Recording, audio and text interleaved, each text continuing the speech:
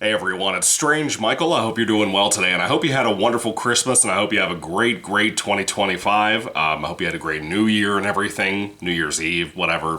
Sorry I haven't made any videos. I've been working on other channels and whatnot. Didn't really know what to do with this channel a little bit recently, so, here I am. I'm going to throw some reviews out there, but starting off with something in the new year that I finally finished watching through. It has taken me like 3 years to get through the show again, despite a weird nostalgic love I have for it. But the show itself is Tales from the Darkside. Now, I used to watch the show on repeat over and over again, especially during the summertime when I was growing up, and they would have reruns, even though this is an 80s show. I grew up in the 90s, but in the late 90s, early 2000s, they'd have the show repeat on the Sci-Fi channel, and I loved it. I loved it, man. It was one of those things that this, Twilight Zone, Fact or Fiction Beyond Belief, Ripley's Believe It or Not, would typically switch around all the time on what came on, back to back to back. X-Files as well. And I would watch those all the time, one after another. And Tales from the Darkside, I could have sworn it was only 2 seasons long. It turns out it's 4. It ran from 1983 to 1988, and it's from the mind and creation of George Romero. Yeah. So it had a lot of, I guess, care behind it. Things that should make it a better show. You know what I mean? Things that should make it more important, I would say. And I remember it being cheesy. I remember it being kind of silly and goofy sometimes. And I loved that about it. It was a little bit different from the Twilight Zone show, where it was the 80s, because I love the 80s. But I always thought that it was only 2 seasons, like I said. As an anthology show, for anybody who hasn't seen it, basically every story is its own standalone scary story. There's never 2-parters or anything like that, as far as I recall. And I used to see a lot of the same episodes over and over again, whereas I didn't really see that with Twilight Zone. Twilight Zone, it felt like Sci-Fi Channel would be playing the majority of the franchise, especially on those 4th of July weekend marathons they used to do, where they would have 3 whole days of just Twilight Zone nonstop, day in, day out. And I used to watch the hell out of that marathon too. But Tales from the Darkside felt like there were maybe 20 or 25 episodes that they actually, played for the Sci-Fi Channel repeats. And after working through the set, again, for many years now, it's a very clear fact that that's exactly what happened. They took 20 or 25 episodes, the only good episodes in this 4-season run of a show, and they played those. Look, I love Tales from the Darkside. I'm with my boy Horror FFA. Go check out his channel if you haven't seen his videos. We talk a lot about like anthology shows and stuff. We grew up on Goosebumps. And Goosebumps, I think, has more hits than this show does. You know what I mean? I'm a huge Goosebumps fan. I don't mean that as slant on that show, but it has more home runs than this show ever had, personally, in my opinion. The cheese factor there works better than in here. The problem with this show, too many of the episodes, even the ones that Stephen King is involved with, because I think he wrote a couple. I know he wrote one for sure that was from Nightmares and Dreamscapes, and it kind of threw me off when that episode started up, and I realized, hey, I've read this before. There are only about 20 episodes of the show that are really, really great, and I think that's what most people remember this show for. When I look at these different review websites, like, well, IMDb is the big one, and it has like a 7.5 out of 10, there is no way in hell that it deserves a score that high. The show has too many episodes that are more like a stage play, some that are supposed to be the comedic episodes or the satire episodes, like this one guy who was gonna run for mayor, and the end of the episode ended him with riding out on a tricycle. Yeah, I get your point, but it was awful. Like, there's too many episodes like that. They're shitty stage plays. They're the kind of shit you roll your eyes at when you hear that, like, one of your family members or a friend is involved in, like, theater in college and they went to school for that in college. You're like, dude, what are you thinking? This is a horror show. This little episode right here with this little demonic creature is probably one of the best episodes of the show. There's one that I really love, probably my possible favorite, even though there's a couple of Halloween episodes, Halloween-centric, that I really like from the show too, including the pilot episode, which ain't great, but it's pretty good for what it is compared to all the other horse shit in here. There was one episode I love, absolutely adore, involving a couple of friends going to I think it was like a carnival or something, but it was basically a magic show in a tent, and there may be some real magic involved. And the ending of that episode was so quiet and eerie, just really atmospheric, you know? A lot of this show has episodes that don't hit that. They're not, even with creature feature episodes, they don't really work for me majority of the time. There's too many episodes of people, again, standing around talking, or episodes about kind of like philosophical stories, but not clever philosophical stories, like hidden behind shitty comedy and goofy, in Halloween 5, people always talk about the music that accompanies the cops every time the cops show up in Halloween 5. That music, that type of music, that clown music, pops up in every single comedy episode of this show. Every single one. That type of music. And it ruins it every time. When my grandfather and I, years ago, before I got married, I got this box set. He and I were just hanging out. My mom was out somewhere before I got married, obviously. She was hanging out partying or something that night. I don't know. We were hanging out, and we decided to watch through the show. We watched, the first disc, and man, it was rough. Too many of the episodes were so bad. I did not realize how much of the show I had never seen growing up, because Sci-Fi Channel never bothered buying the other rights to those other episodes because of how awful they were. Therefore, people like myself growing up on reruns in the 90s and 2000s, we didn't see any of this horrible shit. We saw all the good stuff, you know? And now, if I ever watch through the show again, I'm going to be skipping every bad episode out there, especially the final 2 episodes. Oh my god, they were bad, dude. The final couple of discs were so hard to make your way through on this show. And there were worse discs earlier on that, again, years ago I've been working through. But the final couple of episodes of the show, dude.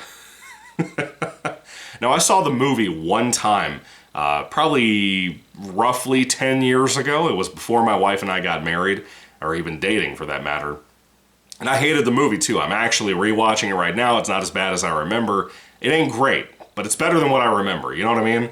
But this show I wanted to love more. It is low budget fare. You're not going to recognize many people at all in the show. Anybody who spins off into fame or anything. It reminds me more of how negative I am about the Freddy's Nightmares TV show and how rough and horrible that was, despite all the cool cameos of soon-to-be stars like Brad Pitt was on there. You know what I mean? This show doesn't have much of that. I think the only person I really remember recognizing from it was actually the dad from King of Queens. You know, Lee Ramini's dad, and I love him. Great episode, by the way. He's like a radio show host. I really, really like that episode for the most part. Anyway, there's not really anything else to say about this. In some way, it has this comforting 1980s feel to how everything is so fuzzy and nice looking. I like how this remaster box set, I guess it's not a remaster, but you know what I mean, putting something from the 80s on DVDs. A lot of the time it doesn't go that well, and for a show this rough, I'm surprised, obviously, that it got any kind of release at all. I'm glad it did. I know it had the singular seasons as well before it, but those were super expensive when I was looking for them as a teenager. So this was a great way to get the show a few years back. But let me tell you, one of the worst shows to work through as an adult. If you start an episode and it seems like shit or it has the clown music, personally, I would recommend to you, especially if you didn't grow up on the show and you're looking for anthology horror shows, skip every fucking episode that comes in with the clown music, because it always starts an episode up with that, despite the wonderful intro that they have with a narrator saying, all the creepy, deep shit that he says every single episode. Even when Romero is making an episode or two, it ain't that good. You know?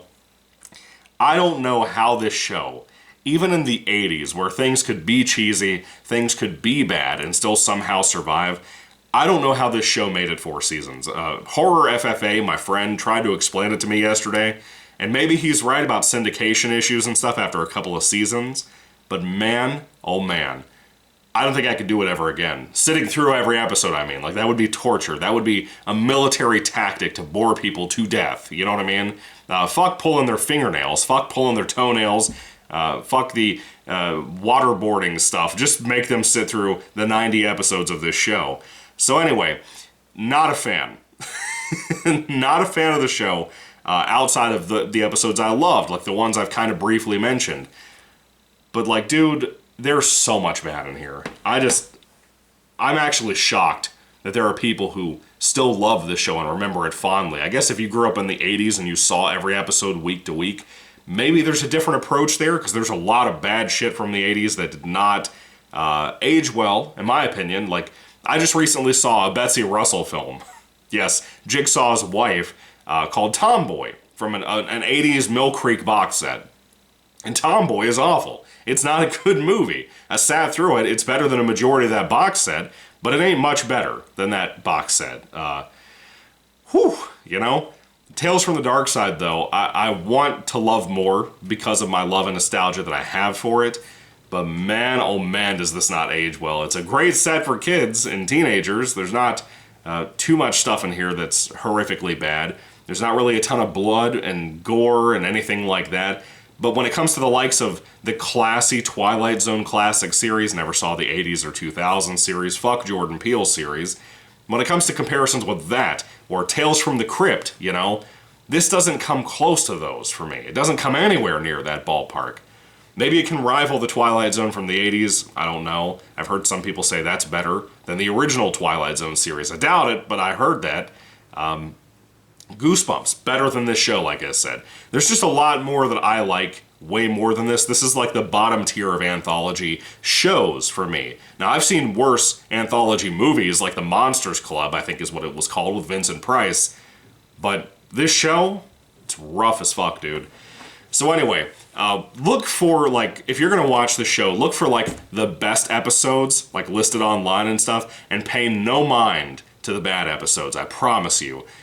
Because that cold, creepy nature of something like the first episode, the actual pilot of the show, it doesn't come close to something like that. The majority of the time, it doesn't. It just has this clowny, too cheesy mentality that doesn't work. It doesn't work in general. It's not that it didn't age well. It didn't work in the fucking 80s, period. So anyway, Tales from the Darkside. I wanted to love this. I'm so glad I have this set. My mom gave me this set as this and Twilight Zone on two separate occasions in the same year, like birthday and maybe, I don't know, Christmas, something like that, I guess. Anyway, I love both of those shows, but man, this did not age well at all. Eventually, I'll try to get a review out for you. I wanted to make this one a special first review of the year. So hopefully you enjoyed it. If you're a big Tales from the Darkside fan, I'm sorry, man. But hopefully if you are, you get my pain if you've actually worked through this show. I don't think the majority of fans out there of anthology horror have sat through this show all the way through.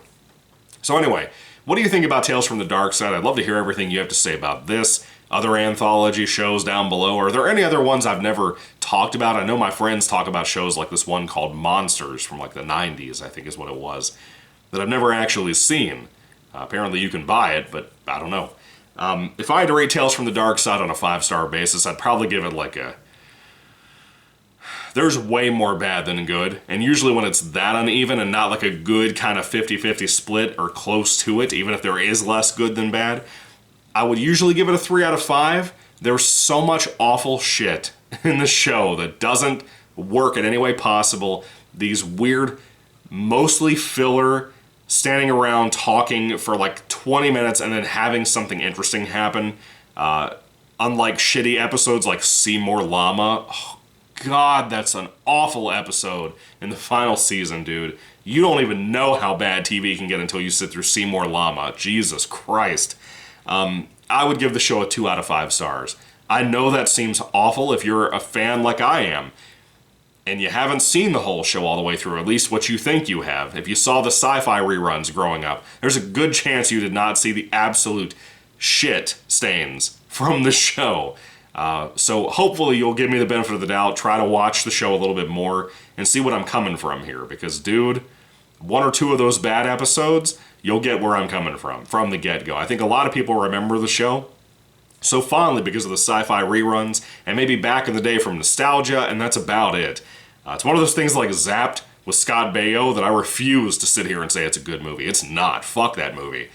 Anyway, Tales from the Dark Side, what do you think about it? Put your thoughts and comments down below. Give me your like top 10 episodes or something like that. I started to make a video about that back in the day when I was watching this, when I was running my Goosebumps channel, but dude, I cannot sit here and do like a read through online of synopsis for 90 episodes and get a general gist on what I think my top 10 is without going back and rewatching it. And this burnt me out so bad on Tales from the Dark Side over the years that like, I can't bring you a top 10 right now. Maybe in the future, but right now on this little horror channel, I'm sorry, I can't do that. But again, I'll have a review up next, not today, but soon, for Tales from the Dark Side, the movie, and hopefully you'll watch that video too. So anyway, thank you all for watching, guys. God bless you all. Catch you later. Have a happy new year once again. I'm sorry for all the delay on videos for the last 3 weeks on this channel. See you later. God bless you again. Goodbye.